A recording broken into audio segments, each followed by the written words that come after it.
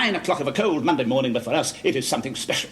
It is the beginning of your training period for the, our trains. It is the beginning of our training period for the great and historic venture that is Perrin's. In 3 months' time, we will open our doors, and casualties from our overcomplicated society will pour into Perrin's, seeking help from our expert guidance and example. So I'm particularly pleased to see you all so punctual and keen this very first morning. Go on. 9... Where the hell are they all? 9:52. Not a good start. Anyway, you're all here at last. With the exception of CJ, whose turn it is to look after Adam and Jocasta and little Reggie Harris-Jones. Lucky old CJ.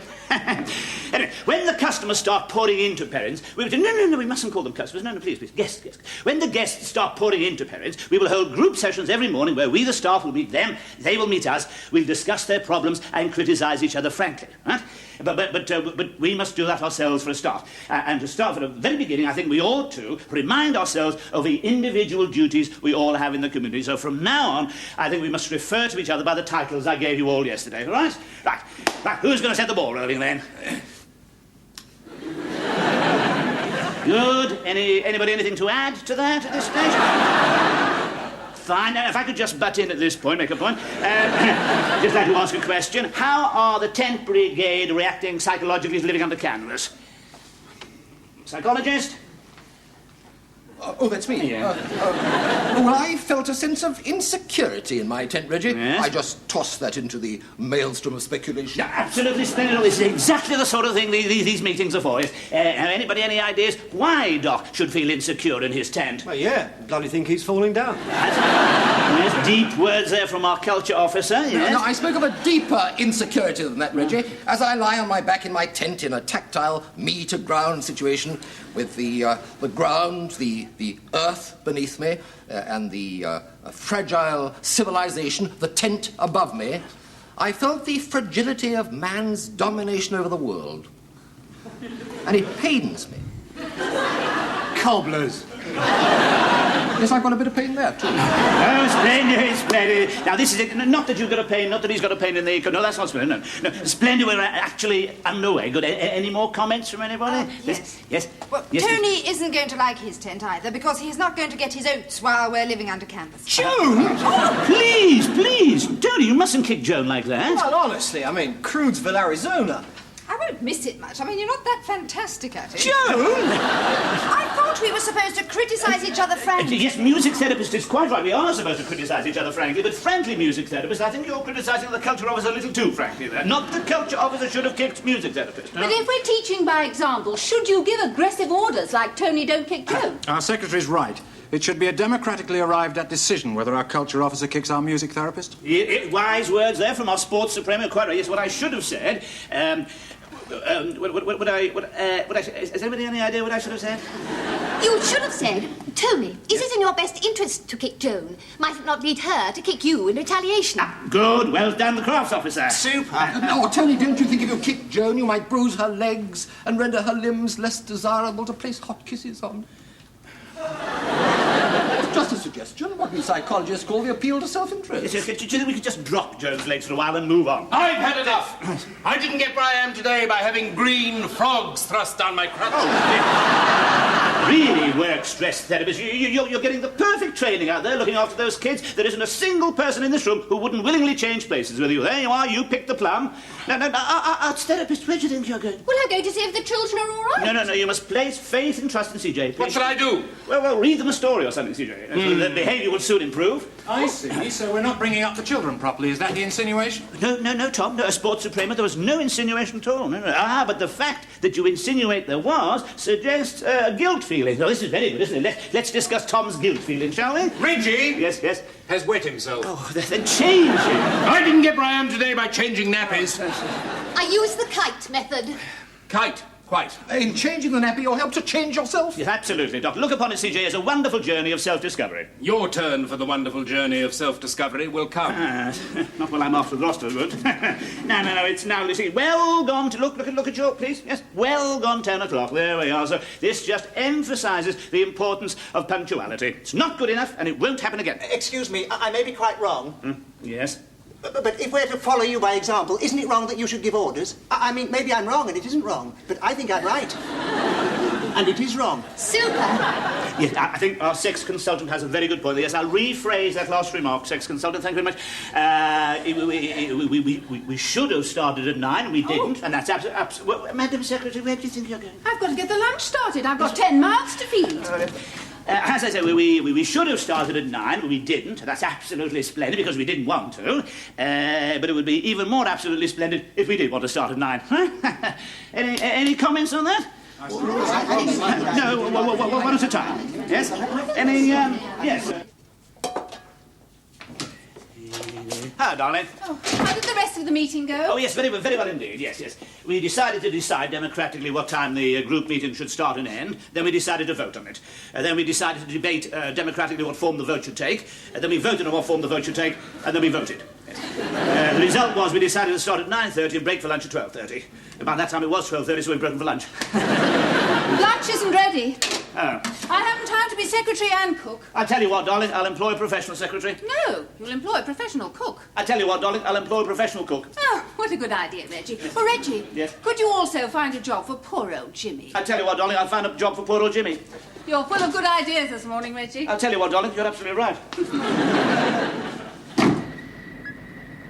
Pretty impressive, eh, Reggie?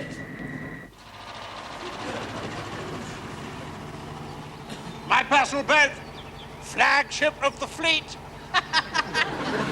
Yeah, so you don't feel free to join our community then, Jimmy? It'll be very exciting, kind of social army, living under canvas. 6 months ago, jumped at the chance. Good setup here, though. Thriving hire company, 15 boats. Canals booming. Leisure explosion. Fortune quick, Major James Gordon St. Anderson for the making of. Well, it's a pity, Jimmy. Do you know, I half expected to find you running another secret right-wing army. No fear. Swine vermoosed with a lot. Oh, yes, of course, it's Clive, Lofty, and... Strother. Strother. Yes. Yes. Money, guns, ammo, whole caboose. Duck. Really? What? No, duck!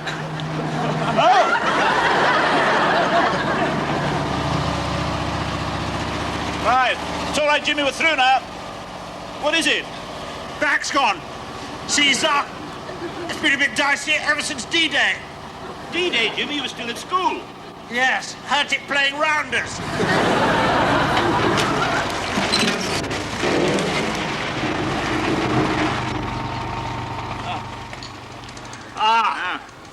Bit of a cock-up on the bows front. Go forward, Reggie. Fend off.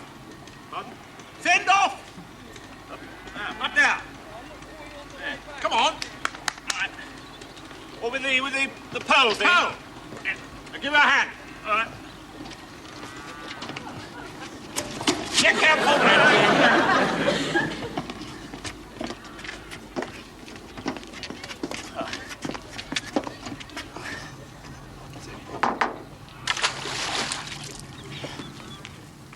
Morning, Brigadier. Morning. Not in trouble, are you? Trouble? No. Just pulled in for a pull-in. Oh, good. Well, best wishes to Curly. Yeah, right. Curly? It's part owner. Sound type. Very top drawer. Pity he isn't here, Jimmy. He might give us a hand.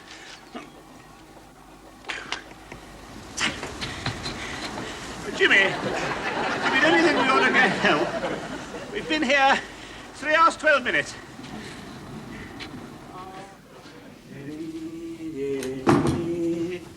Jimmy! Reggie? What brings you here?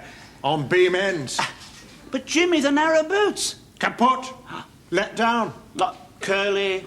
Yes, Tim Curly Beamish. Rotten through and through. Oh. His share of capital all dud. Ran up debts. Casanova Club, Wolverton, Copacabana Club, Bletchley, Paradise Lost, Milton Keynes. Cock up on judgment of men front. Always choose wrong chap. My Freudian heel. Achilles, actually. Yes. You see, wrong chap again. Yeah. I wonder Army made me personnel officer. Offer of job. Not still open, I Of suppose. course it is, Jimmy. Yes, you can be leader of our expeditionary force. Sort of commando unit of good works, clearing botchley of litter, helping old ladies across the road, that sort of thing, eh? Oh, thanks, Reggie. Yeah. Saved my bacon. Kissed you if we were French. Thank God we aren't. Narrow escape. Absolutely. Come on, I'll show you around. Pretty impressive setup here.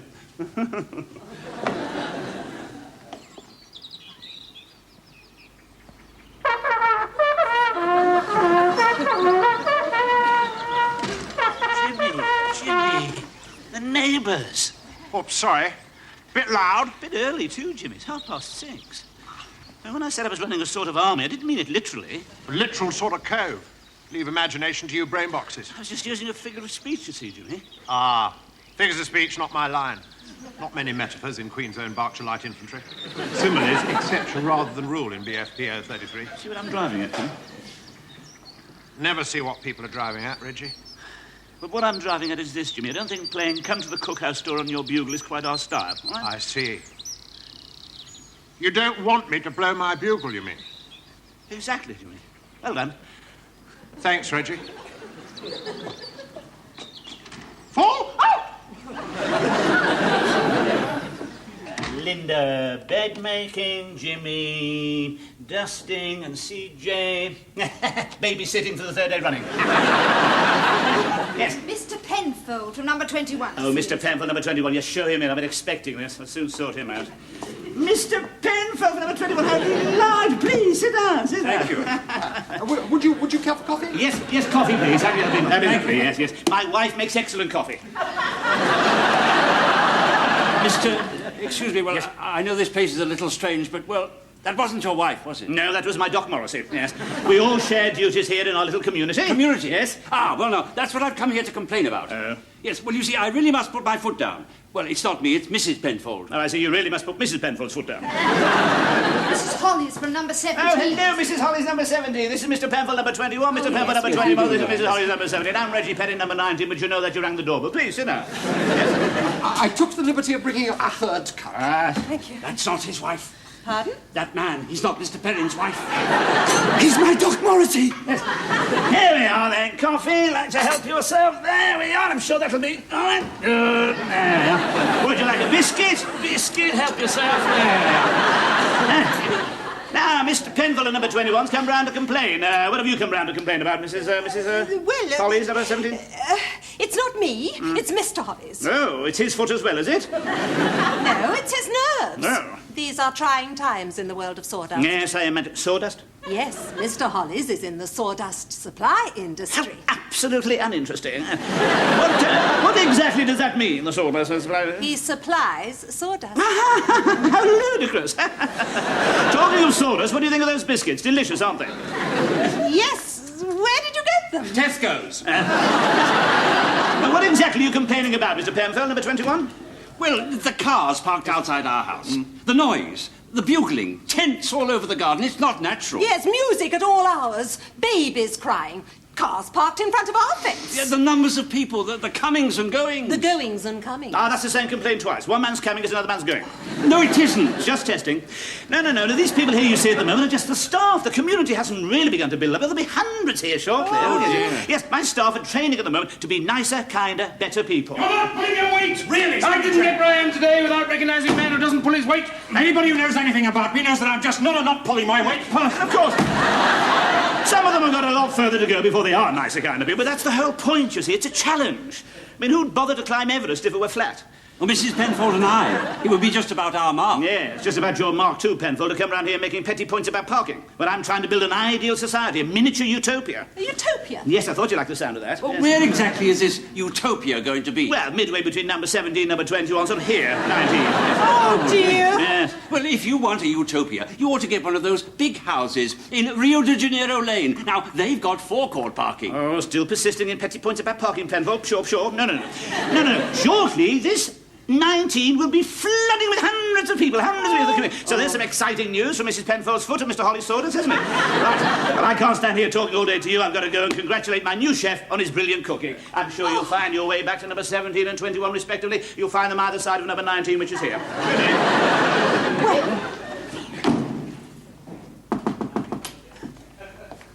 Morning, McLean. McLean, may I say on behalf of the whole staff how absolutely delicious last night's dinner was. How are things today? We goon off in muckle gang. Do you pair we scragglers, you think? Not quite with you there, McLean. We goon off in muckle gang. Do you pair we scragglers, you think? Good. What's for lunch today, incidentally? We play a slaggly offers. He think of wastrobes, you pack 'em up and toasty beagles. Sounds jolly tempting.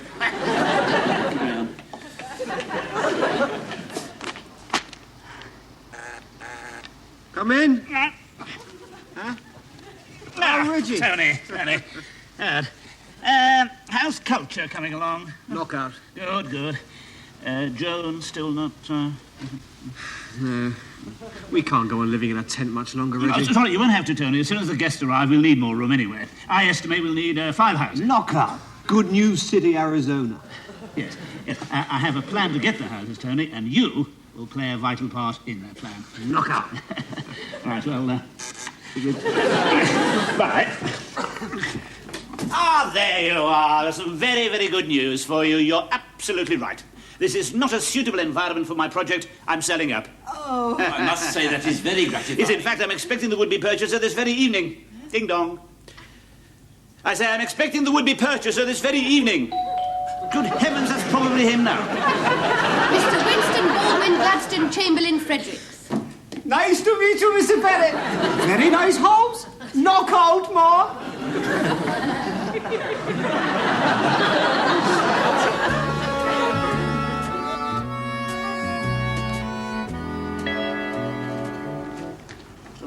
Good morning. Oh, what a very desirable residence this is. I will most assuredly purchase the same. Yes, please. I am very much a house purchasing person. Do come in. Thank you.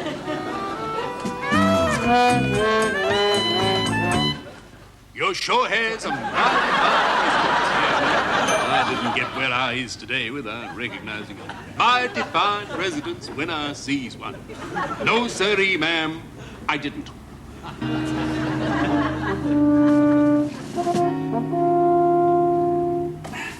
Well, McLean, we now have 5 houses. We're ready to open. What do you say to that? We faggly Winthrop. He pair get slaggers. He 12 milkly grade stops.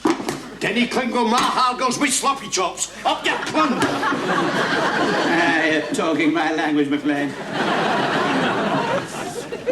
A fortnight to go, we must really intensify our training. Now, has anybody come up with any really new ideas? You asked me to be unconventional about sport. I did, Tom, yes. Well, I've got an unconventional idea. Yes, what is it? Football.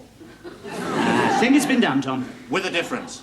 No aggro, no fouls, no tension, no violence. That's certainly not been done. Very good, Tom. What's the secret? No opposition.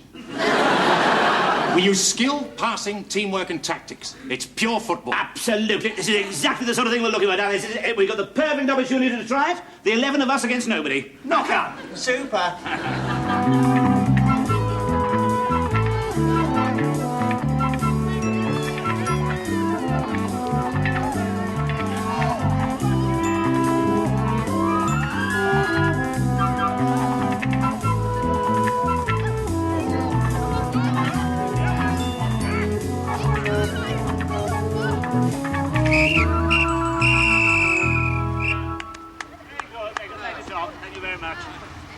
Disappointing. Yes. We frittered away our early advantage. Yes, we should have won by far more than 4-1. Maybe Jimmy forgot to turn around at half-time. So there we are. As there's no opposition, Joan, why don't we change shirts? Today we must throw ourselves into our roles with renewed effort, all right? Right, a little word association exercise. Table tennis. Sex. Sure.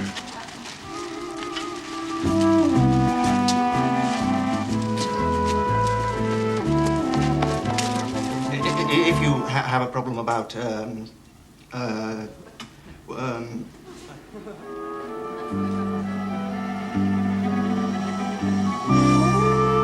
Follow, follow, follow the merry, merry heights of Pan.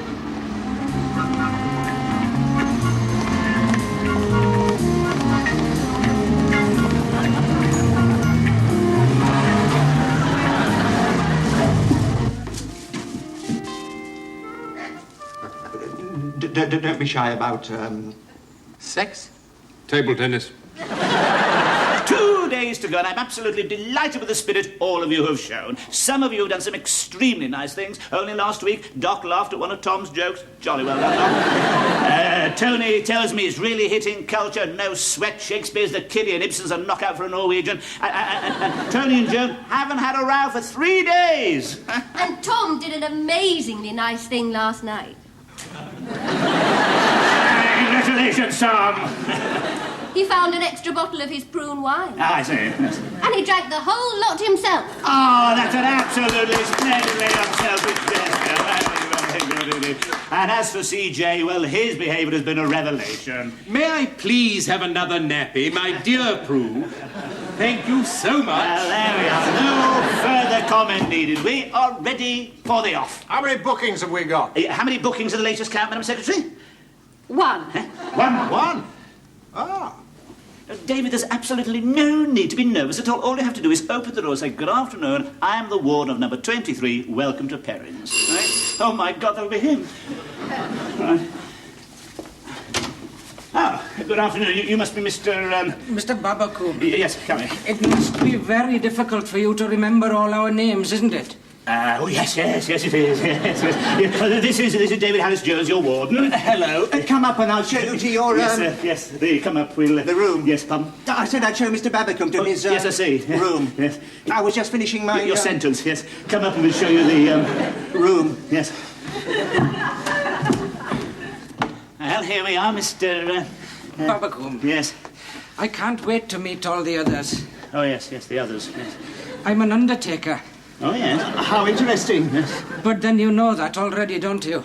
It sticks out a mile, doesn't it? No, it doesn't stick. It doesn't even stick out at all, does it, David? Certainly not.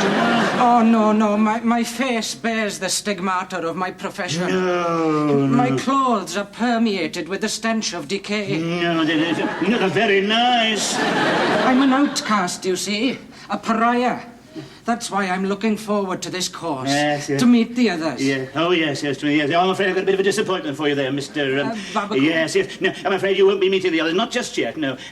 Straight off, we'd like to give you a bit of solitude to get you in the right frame of mind. Yes. Oh, I see. Yes. I don't meet the others until dinner, is that That's it? it. No, you don't meet them at dinner either. No. You dine here alone in your room, yes, to prepare yourself mentally and physically for tomorrow when you... meet the others. When we have the group sessions, we all get together and you meet the others. Yes. Just going to have to be some others for Mr. Babbacombe to meet tomorrow. So what I've done, I've put all your names in a hat, right, and we're going to draw 5 of them out, and those 5 will have to pretend to be guests along with Mr. Babbacombe tomorrow, right, Madam Secretary? Would you like to? David Harris-Jones. Yes. Super. CJ. Joan. Doc Morrissey. Elizabeth Perrin. Now, you 5, off you go and practice your roles tonight for tomorrow's Great Deception. It's a very important day, remember. Now, your guests, right? Right, now, we now are just the staff, right? But, no, we've lost their jobs. We'll have to have 2 jobs each then, right? Tom, you'll be sports and... Secretary? Secretary, right. Linda, arts and... Music. Music, right. Tony, what do you want to be? Works, CJ. Right, CJ's job, right. Sex and crafts. Sex and crafts, very good. Right, that's... the doc. We need a doc. Jimmy, tomorrow you've got to be the doc. Haven't you been listening? Tomorrow you've got to be the doc, Jimmy. Roger, Reggie.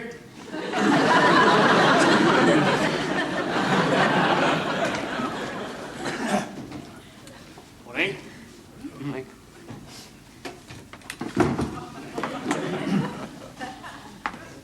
Good morning. Good morning. We hold these little group sessions so that we, the staff, can meet you, the guests, and you, the guests, can meet us, the staff. We can help you, and you can help yourselves by discussing your problems and criticising each other, frankly, and you can help us. And very shortly, it'll be difficult to tell who are the guests and who are the staff. Now, before we set the ball rolling, I'd just like to call upon our doctor to say a few words. Thank you, Doc. Oh, thank you. Sorry. I've just remembered. I'm not a doctor. Sorry. Thank you, Doc. Sorry, miles away, Brown study. I'm the doc. A word of advice. If you fancy the local bint, keep away. Go for a long hike or take a cold shower instead.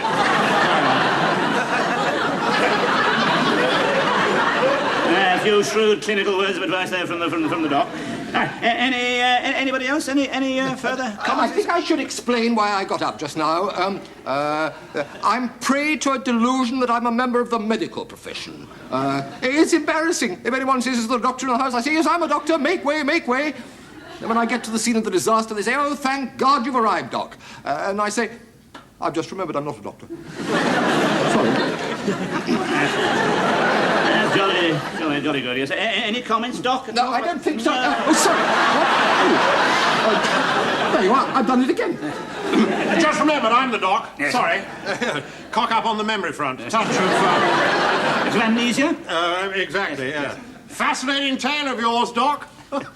Why do you call him the doc if he isn't the doc? That's a jolly good one, Mr. Yes. Tell me, Doc, why do you call Doc the doc if he isn't the doc? Because, I mean, he isn't the doc. Doc, I mean, you're the doc. Don't want to put words into your mouth. Please do. I imagine it's because you think that if you tell this poor deluded chap here he isn't a doctor, he'll feel rebuffed. But if you go along with the idea that he is a doctor, eventually he might have the opportunity to deny it himself and feel part of his own cure and won't feel humiliated. Exactly. Yes, well, thank you for those shrewd medical... Thanks, Reggie. Anybody, any other little problems now? I can't make friends. Oh. I'm just waiting for the day when I need the services of the undertakers. That splendid body of men. It sticks out a mile, doesn't it? Of course it doesn't. What does? Well, since you all know already, I may as well tell you. I'm an undertaker. No. Oh, surprise, surprise. Anyone can tell an undertaker from anyone else. Nonsense. I didn't get where I am today telling undertakers from anyone else. And I said to myself, if that man's not a research chemist, I'm a Dutchman. Any other problems at this Mrs. Naylor? Not at the moment, thank you. Oh, yeah, I see. You're both called Naylor. Are you related? Yes!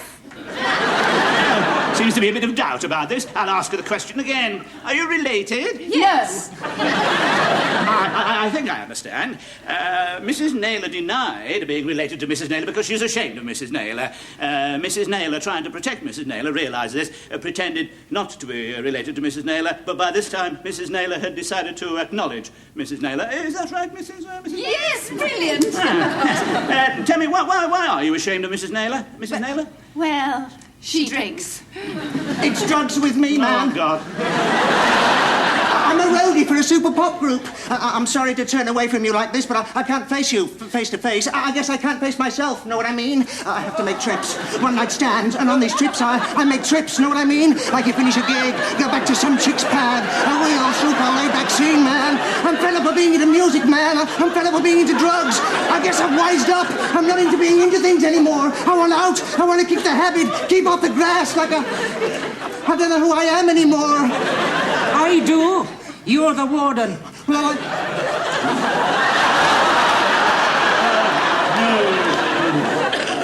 What? You're the warden of number 23. Oh, that creep. Like I'm a dead ringer for him, know what I mean? The only good ringer is a dead ringer. Well, where is the warden, then? Oh, he's got food poisoning. No, he hasn't got food. No, who said he's got food? He hasn't got food poisoning. Flu. He's got flu. He's definitely got flu. Oh, yes. He's the warden. He's the doctor. And neither of these two lovely ladies is called Mrs. Naylor.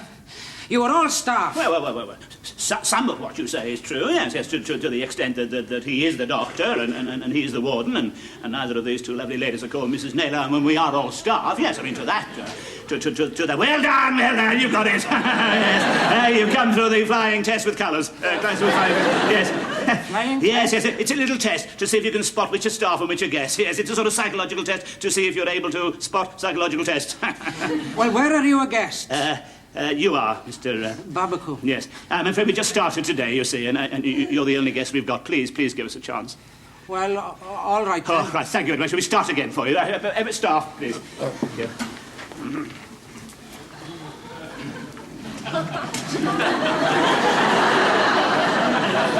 Good morning. We hold these little group sessions so that we, the staff, can meet you, the Mr. Babbicombe, and you, the Mr. Babbicombe, can meet us, the staff. We can help you, and you can help yourself by bringing up your problems and discussing them amongst yourself. And so let's get the ball rolling, shall we? Now, who wants to start? Well, what about Mr. Babbicombe, isn't it? We can stay here as long as we like. Yes. And then at the end, we pay according to what we feel we've got out of it. Yes, we all Is think that right? we think that's the fairest, don't we? Yes. Well, I think so too. Good, I am glad. Goodbye. Please, just a minute, Mr.